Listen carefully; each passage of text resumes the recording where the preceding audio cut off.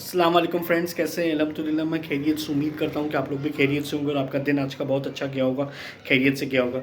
आज हम बात करेंगे पाकिस्तान इंग्लैंड का जो फाइनल मैच हुआ, पाकिस्तान टीम से क्या गलती हुई, क्या डिबैकल हुए, किस वजह से पाकिस्तान टीम हारी, तो इस बात का मैं आज एनालिसिस करूँगा। मुझे जहाँ तक लगता है, जहाँ तक मेरी क्रिकेटिंग नॉलेज है, पाकिस्तान ने 3 गलतियाँ की, इस वजह से पाकिस्तान ये मैच हारा और ये बहुत ही मेन गलतियाँ थी। और अगर हमने ये आगे गलतियाँ की तो पाकिस्तान की क्रिकेट कभी भी तरक्की नहीं कर सकती और पाकिस्तान की क्रिकेट टीम कभी भी बड़े इंपॉर्टेंट बड़े टीमों के अगेंस्ट मैच नहीं जीत सकती। सबसे मैं पहले बात करूंगा कि पाकिस्तान के ओपनर बाबर आजम और रिजवान की। जब तक ये दोनों की ओपनिंग जोड़ी रहेगी, पाकिस्तान का स्ट्राइक रेट कभी भी बेहतर नहीं होगा। हाँ, इक्का दुक्का मैच में ये लोग जीत जाएंगे मैच, जैसे कि बांग्लादेश, श्रीलंका, जिम्बाब्वे या बी ग्रेड टीमों के साथ, बट अच्छी क्वालिटी बॉलिंग के सामने ये लोग सर्वाइव नहीं कर सकेंगे, इनसे खेला नहीं जाएगा। कल की जो पिच के हम बारे में बात करते हैं, वो 190 195 की पिच नहीं थी।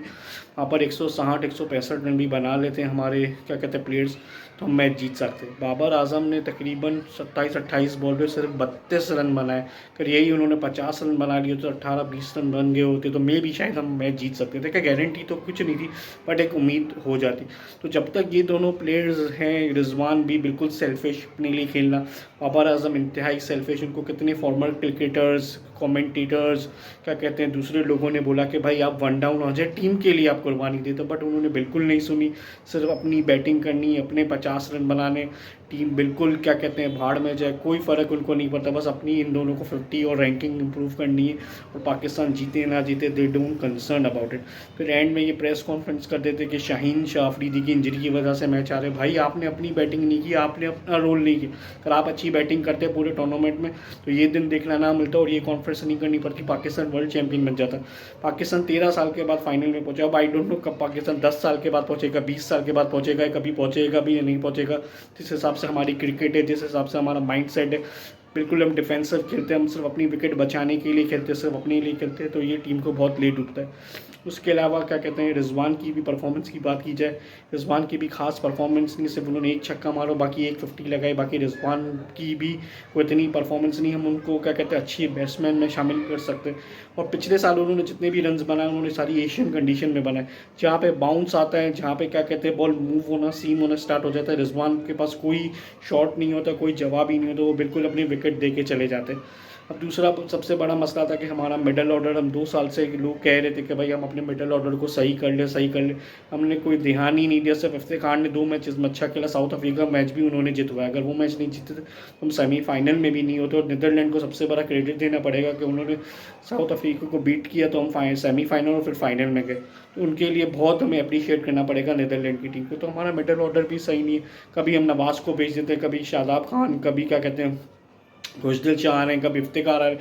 हम कंटिन्यूसली एक्सपेरिमेंट करते जा रहे और जब हमें समझ नहीं पड़ती तो हम ये एक्सक्यूज़ दे देते हैं कि हमारी टीम तो अच्छी खेल रही है और ये कुदरत का निज़ाम लाइक डेट, और बिल्कुल कोई इनके पास आंसर होता ही नहीं और टीम को इसका खमियाजा भुगतना पड़ता है और टीम इंपॉर्टेंट मैचेस हार जाती है। तो हमें मिडल ऑर्डर को भी बहुत इंप्रूव करने की ज़रूरत है, बिकॉज हमारे पास कोई ऐसा बैट्समैन ही नहीं है जो विकेट पे खड़ा रह सके, पार्टनरशिप बिल्ड कर सके और जब ज़रूरत पड़े तो स्ट्राइक ले छक्के चौके मारे।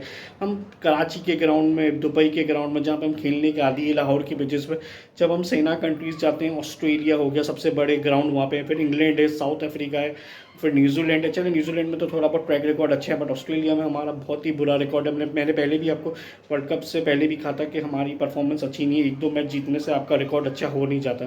तो काफ़ी फैंस डिसपॉइंट है कि हम ये वर्ल्ड कप, मतलब हम जीत सकते थे, नो डाउट। इंग्लैंड की टीम बहुत अच्छी थी, उन्होंने बहुत अच्छा खेला, दे डिजर्व विक्ट्री, बट हमारे पास भी मौका था।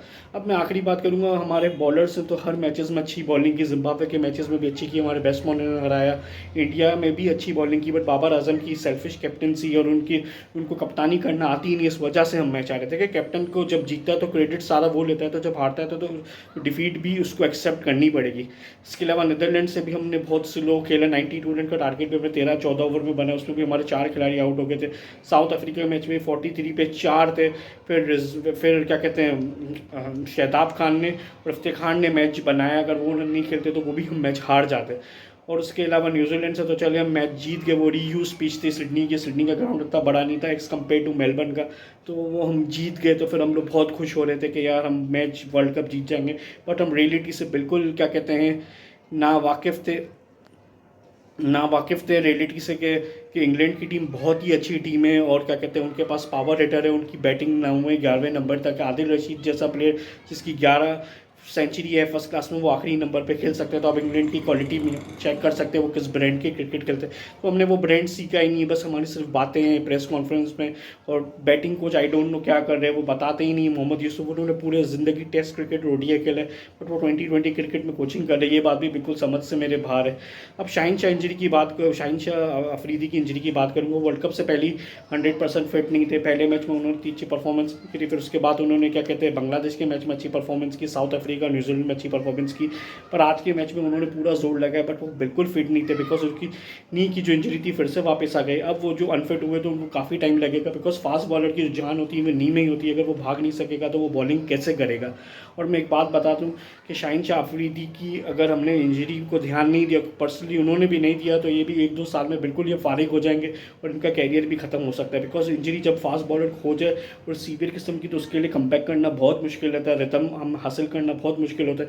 तो अभी Shaheen Shah Afridi I don't think so कि वो इंग्लैंड के खिलाफ होम सीरीज़ में फिट होंगे। वो ऑलमोस्ट रूल आउट हो चुके। उसके बाद भी अगर न्यूजीलैंड की सीरीज़ उसमें भी मुझे रूल आउट होंगे। और मुझे लगता है कि उनको PSL भी नहीं खेलना चाहिए, बिकॉज उनकी उम्र से 22-23 साल है, तो काफ़ी उनके पास एज है कि मैचेस खेलने की। तो उनको अपने इंजरी पे बहुत ध्यान देना चाहिए। और अगले साल वर्ल्ड कप भी है, तो उनको काफ़ी क्या कहते हैं अपनी इंजरी पे और अपनी फिटनेस पे काम करना होगा। और ये पाकिस्तान बोर्ड की जिम्मेदारी है कि वो ये सारी चीज़ करे। और हमारे जो प्लेयर्स हैं वो भी इतनी क्रिकेट खेलते हैं, वो इतनी इनसिक्योर होते हैं कि उनको लगता है कि अगर हमारी जगह कोई और प्लेयर खेल लेगा तो हमारी टीम में जगह नहीं होगी। तो ये चीज़ें भी बहुत माइंडसेट हमारा बिल्कुल डिफेंसिव माइंडसेट है, स्ट्रॉन्ग माइंडसेट ही नहीं है।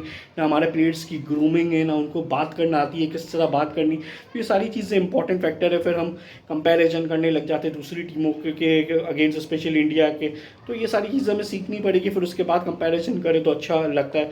और मैं आपको एक बात बता दूं, जब तक बाबर आजम कैप्टन रहेगा पाकिस्तान ना क्या कहते ICC टूर्नामेंट जीत सकेगा, ना एशिया कप जीत सकेगा। इसलिए कि बाबर आजम को कैप्टनसी करना ही नहीं आती, यह बात लिख के रख दे। जब तक रिजवान और बाबर की जोड़ी रहेगी टीम कोई अच्छी क्या कहते हैं विक्ट्री हासिल नहीं कर सकेगी। मैं आपको बाबर आजम की कैप्टनसी की बारे में बताता हूँ। पिछले साल हम क्या कहते हैं वर्ल्ड कप का सेमीफाइनल हारे ऑस्ट्रेलिया में, जो 5 मैच जीत गए थे। बाबर आजम ने 34 बॉल पर 39 रन बनाए। अगर उसकी जगह उन्होंने 55-60 रन बनाया तो 20 से 25 रन होते, तो ये डिफरेंस करते और ये मैच जीत जाता है। उसके अलावा कहते हैं ऑस्ट्रेलिया से हम होम सीरीज टेस्ट सीरीज हार गए। ऑस्ट्रेलिया 24 साल के बाद आ रहा था, होम सीरीज हार गए। जो कराची का टेस्ट था सेकंड टेस्ट, जब बाबर आजम ने 196 रन बनाया था, बहुत तारीफ हो रही थी, बट उन्होंने 400 से ऊपर बॉलें खेली थी। वो मैच हम जीत सकते थे, वर्ल्ड रिकॉर्ड बना सकते, बट उस मैच को ड्रॉ करा दी। और लाहौर का मैच तो हम हार ही गए। उसके अलावा वनडे जो सीरीज जीते थे तो ऑस्ट्रेलिया की बी ग्रेड बॉलिंग साइड थी, ना मिचेल स्टार्क थे, ना क्या कहते हैं पैट कमिंस थे, ना जोश हेजलवुड थे, कोई भी नहीं था। वो सारी बी ग्रेड साइड पे उन्होंने 2 सेंचुरी लगाई थी और सब उसको किंग बाबर कह रहे थे। उसके अलावा क्या कहते हैं श्रीलंका से हमने टेस्ट सीरीज ड्रॉ की, अभी हम नहीं जीत सका। और उसके बाद हम एशिया कप का फाइनल हार के श्रीलंका से, वो जीता हुआ मैच था अगर वो हार गए। इसके अलावा फिर होम सीरीज इंग्लैंड में भी, वो भी हम अपने ग्राउंड में हम सीरीज हार गए। ये सबसे शर्म की बात है। और इसके अलावा जो आखिरी फाइनल हुआ ये हार गए, और इससे पहले हम जिम्बाब्वे से मैचेस हार गए। तो आप बाबर आजम की कैप्टनसी का अंदाज़ा लगा सकते हो। जो क्रिकेट देखने थे कि फैंस तो बहुत जज्बाती होते हैं, उनको अगर कुछ कह दो तो वो लोग शुरू हो जाते हैं कि आपने ऐसा क्यों किया, वैसा क्यों। ऐसा लगता है कि उनके क्या कहते हैं कजन्स हो या उनके पुप्पी के लड़के हो। बट जो क्रिकेट देखता है, जो समझता है, तो ये चीज़ें बेहतर जानता है। देखिए क्रिकेट में प्रोफेशनलिज्म बहुत ज़रूरी है, फिटनेस बहुत ज़रूरी है, ग्रूमिंग बहुत ज़रूरी है। हमारे प्लेयर में काफ़ी कमी है, इस पर हमको बहुत इंप्रूवमेंट करनी है अगर पाकिस्तान क्रिकेट को आगे ले जाना है।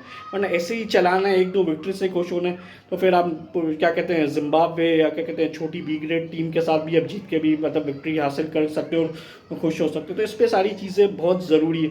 अब इंग्लैंड के खिलाफ होम सीरीज़ आ रही है, तो इंग्लैंड की टीम भी बहुत अच्छी है। मुझे लग रहा है कि वही डेड विकेट बनाएंगे, और अगर इंग्लैंड की बॉलिंग अच्छी हुई, बॉलिंग चल गई, तो इंग्लैंड ये सीरीज़ पाकिस्तान से जीत भी सकता है, और हम अपने होम ग्राउंड में भी हार जाएंगे। तो ये सारी चीज़ों की बहुत ज़रूरत है। ये डेबैकल हुआ, बहुत लोगों को अफसोस हुआ, एक्सपेक्ट नहीं था कि लोगों को लग रहा था कि पाकिस्तान ये अच्छा फाइट देगी, बट ऐसा हुआ नहीं।